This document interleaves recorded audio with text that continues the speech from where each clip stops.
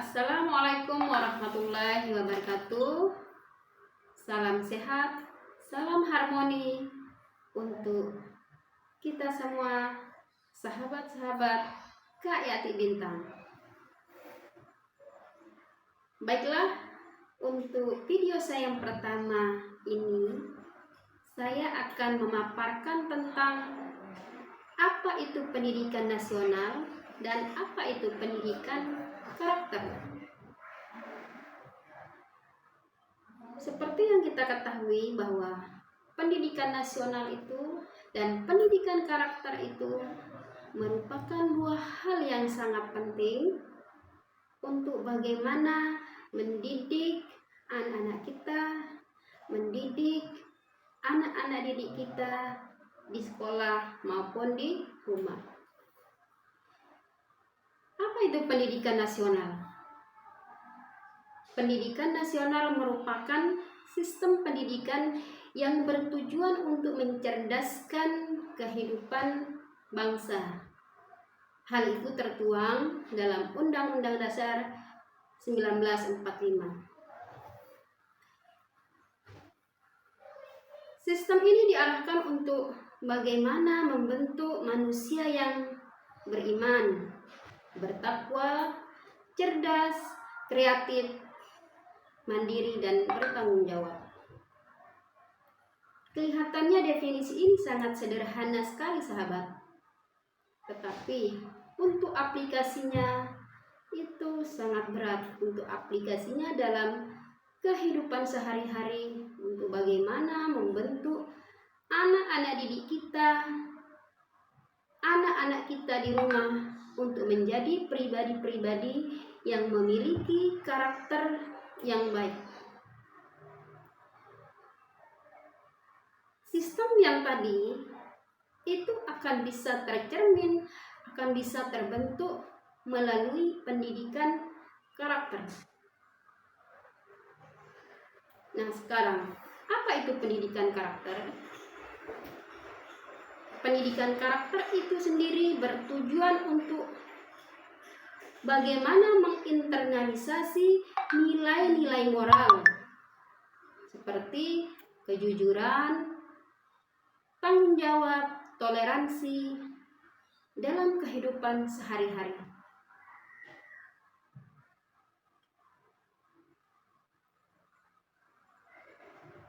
Hal ini dapat dilakukan melalui kejujuran, tanggung jawab. Toleransi ini bisa dilakukan melalui proses-proses yang melibatkan banyak hal. Ya.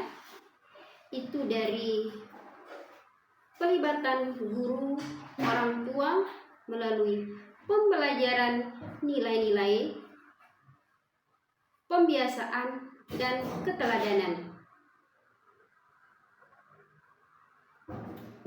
Tetapi permasalahannya di sini adalah apakah semua ini bisa kita lakukan? Bagaimana para guru bisa mencontohkan, memberikan nilai-nilai, memberikan nilai-nilai keteladanan bagi anak-anak didik kita, memberikan pembiasaan kepada anak-anak didik kita, anak-anak kita.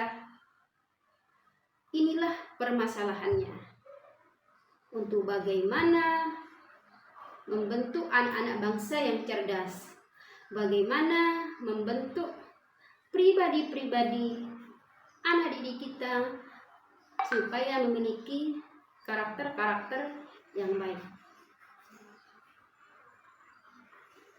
Permasalahan ini bisa kita lihat melalui data-data yang akan saya sajikan berikut.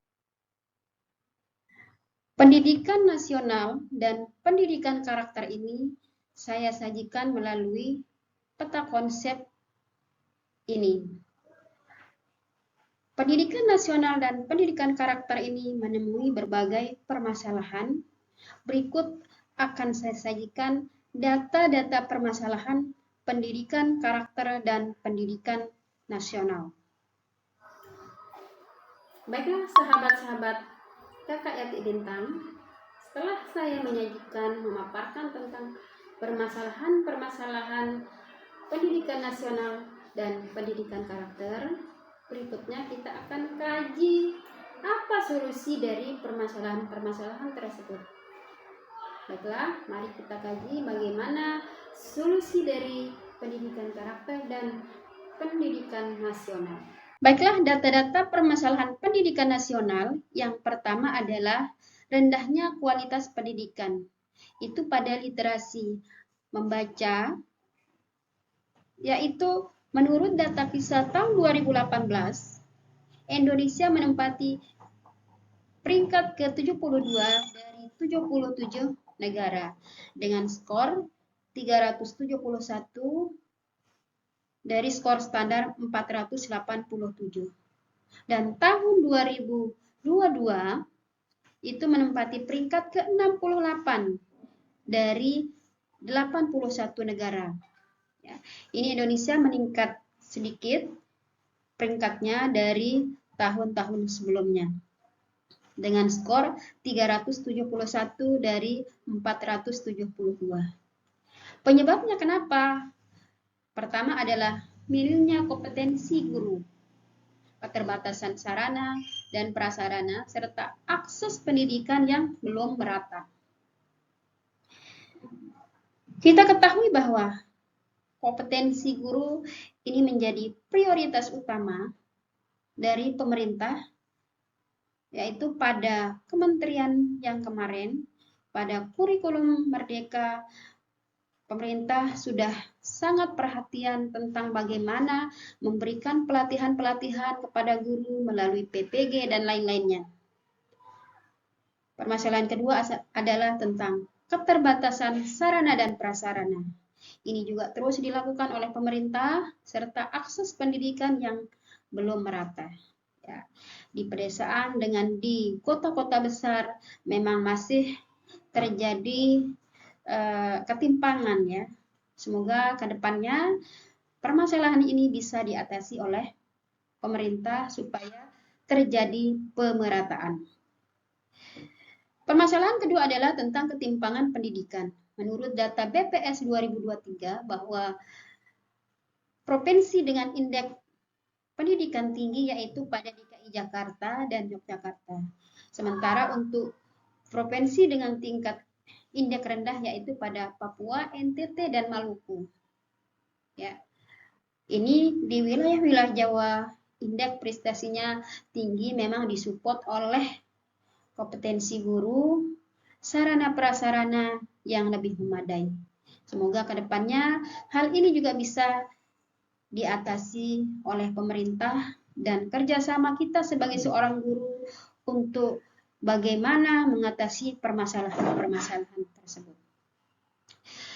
Yang kedua adalah ketimpangan ini terjadi tentang fasilitas pendidikan di daerah terpencil masih sangat terbatas, termasuk kurangnya tenaga pendidik yang berkualitas. Data permasalahan pendidikan nasional yang kedua adalah, yang ketiga, tingginya angka putus sekolah. Menurut data Kemendikbudristek tahun 2022, angka putus sekolah di tingkat SD yaitu 0,67%, SMP 1,18% dan SMA 1,67%.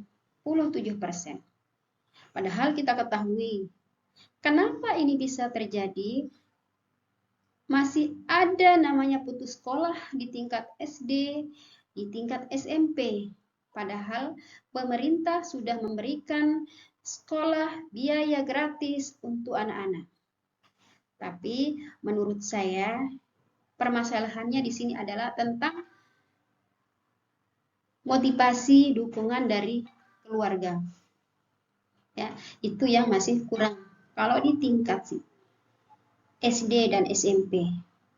Karena untuk tingkat SD, SMP itu sangat wajib anak-anak untuk mengenyam pendidikan.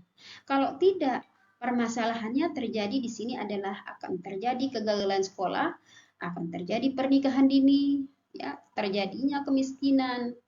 Nah, hal ini adalah karena kesadaran keluarga, kesadaran orang tua akan pentingnya pendidikan.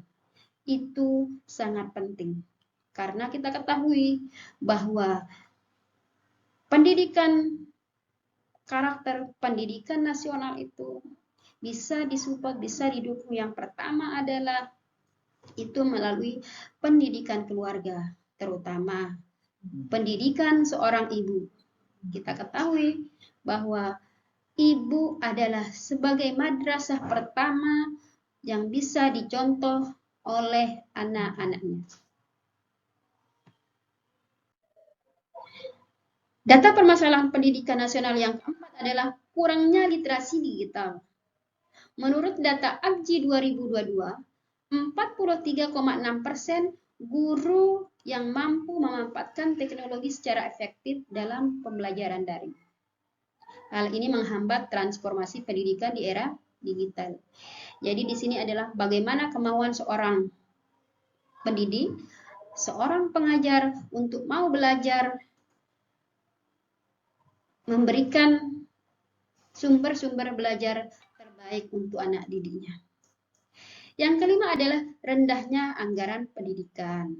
Ya, ini sebelumnya data rendahnya anggaran pendidikan yaitu 20% serapan anggarannya untuk di kementerian baru ini akan naik sekitar 9%. Ya, semoga pendidikan kita akan menjadi lebih baik lagi ke depannya. Baik, selanjutnya adalah tadi tentang data permasalahan pendidikan nasional. Di sini kita akan sajikan data permasalahan pendidikan karakter, yaitu yang pertama menurunnya moral dan akhlak generasi muda. Menurut data KPAI tahun 2022 mencatat peningkatan kasus bullying dan kekerasan antar siswa mencapai 12.473 kasus bullying di sekolah sepanjang tahun 2022. Menurut saya, kenapa ini bisa terjadi? Karena seorang anak, seorang siswa sangat mudah untuk mencontoh hal-hal yang tidak bagus, hal-hal negatif itu dari smartphone mereka. Karena permasalahan itu ada pada genggaman mereka. Dengan mudahnya mencontoh hal-hal negatif, hal-hal yang tidak terpuji, sehingga hal itu akan terjadi lagi kepada temannya tentang bullying sesama mereka. Jadi di sini adalah perlu kita tanamkan nilai-nilai seperti kejujuran, disiplin, dan tanggung jawab. Sering terabaikan, ya. Ini menurunnya moral dan akhlak. Berikutnya data yang kedua mengenai permasalahan pendidikan karakter adalah minimnya implementasi pendidikan karakter di sekolah. Menurut data Kemendikbudristek tahun 2023, bahwa hanya 40% sekolah yang mengintegrasikan pendidikan karakter dalam kurikulum yang efektif. Penyebabnya adalah fokus berlebihan pada pencapaian akademik siswa. Bagaimana menyelesaikan materi, bagaimana materi-materi pelajaran itu dikuasai oleh siswa tanpa memperhatikan bagaimana menerapkan pendidikan karakter. Kita ketahui bahwa pendidikan terbaik di dunia saat ini adalah itu di Finlandia, ya. Di Finlandia itu menerapkan bagaimana anak-anak melakukan proyek-proyek di lapangan dengan bimbingan gurunya. Itu dilakukan secara mandiri, jujur.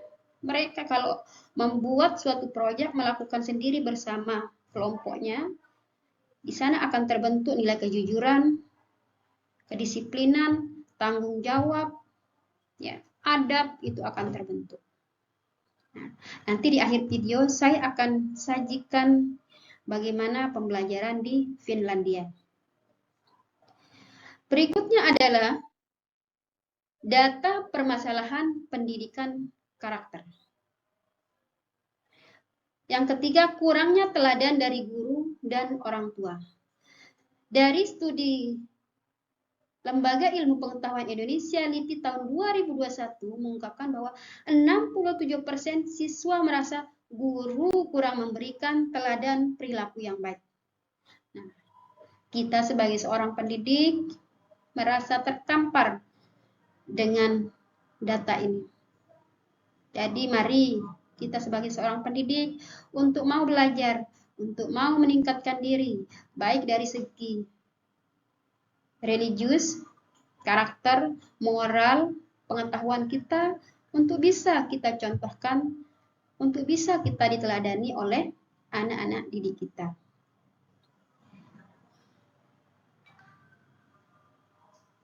Yang kedua adalah orang tua juga cenderung menyerahkan pendidikan karakter sepenuhnya kepada sekolah. Nah, banyak yang terjadi kasus ini bahwa keluarga, orang tua mengatakan bahwa saya sudah membayar, saya sudah menyekolahkan anak saya. Bahwa di sini adalah tugas guru untuk bagaimana membuat anak ini menjadi anak yang benar. Bukan, itu adalah konsep yang salah. Ayo, kita sama-sama bagaimana untuk mengajarkan, memberikan teladan bagi anak-anak kita supaya memiliki karakter-karakter yang baik. Berikutnya adalah yang keempat, pengaruh negatif media sosial. Survei Kemendikbud Kominfo tahun 2022 melaporkan bahwa 78% siswa terpapar konten negatif seperti hoaks, ujaran kebencian, pornografi yang mempengaruhi karakter mereka. Jadi hati-hati Bapak Ibu untuk bagaimana memberikan saringan kepada anak kita, jangan terlalu seharian memberikan kepercayaan memegang HP. Karena tantangan terbesar kita sebagai seorang orang tua, sebagai seorang guru adalah sama handphone mereka. Ya, mari kita sama-sama saling bahu-membahu untuk mengatasi permasalahan ini. Yang kelima adalah kurangnya sinergi antara sekolah, keluarga, dan masyarakat. Baiklah sahabat-sahabat Kakak Yati Bintang, setelah saya menyajikan, memaparkan tentang permasalahan-permasalahan pendidikan nasional dan pendidikan karakter, berikutnya kita akan kaji apa solusi dari permasalahan-permasalahan tersebut. Baiklah, mari kita kaji bagaimana solusi dari pendidikan karakter dan pendidikan nasional. Baiklah, inilah dari permasalahan-permasalahan yang disajikan tadi, yang saya paparkan tadi. Sekarang bagaimana solusinya untuk permasalahan pendidikan nasional? Pertama adalah harus adanya pemerataan akses pendidikan, peningkatan infrastruktur sekolah, penyediaan guru berkualitas, penggunaan teknologi digital. Ini memerlukan peran dari pemerintah, guru. Yang kedua adalah meningkatkan kompetensi guru, pelatihan guru, peningkatan kesejahteraan guru. Ya. Ini di kementerian yang baru yang sekarang, Menteri Pendidikan yang sekarang, banyak kita dengar, banyak kita lihat, ya, banyak kita baca, akan terjadi peningkatan dan bahkan dari menteri sebelumnya banyak peningkatan, ya, banyak peningkatan pemerhatian pendidikan mengenai kesejahteraan guru. Ya, mudah-mudahan di pemerintahan yang baru ini tenaga pendidik terus mengalami peningkatan kesejahteraan dan tentunya kita juga harus meningkatkan kompetensi diri kita sebagai seorang guru supaya bisa memberikan kualitas pendidikan yang lebih baik kepada anak didik kita. Yang ketiga adalah meningkatkan literasi digital, yaitu digitalisasi sekolah, pelatihan literasi digital untuk guru dan siswa. Ya, bagaimana seorang pendidik menyajikan materi-materinya melalui digitalisasi, melalui contoh media pembelajaran yang menarik sehingga siswa merasa tertarik untuk mau belajar. Bagaimana kita menyelipkan pendidikan karakter pada saat belajar, memberikan edukasi yang baik melalui literasi digital ini. Yang keempat adalah penanganan anak putus sekolah melalui program beasiswa dan bantuan. Pendidikan non formal juga itu harus mendapatkan penanganan. Baiklah, sahabat semua, sahabat Kak Bintang, berikut akan saya sajikan video tentang bagaimana sistem teknik pembelajaran di Finlandia. Ya, ini yang saya rangkum. Ya, 8 teknik cara guru mengajar yang sering digunakan di Finlandia. Yang pertama adalah menggunakan teknik pembelajaran berbasis proyek. Mereka melakukan sendiri di lapangan, mereka membongkar sendiri. Kalau mau buat mobil, nah kira-kira rangkaiannya apa saja di sana?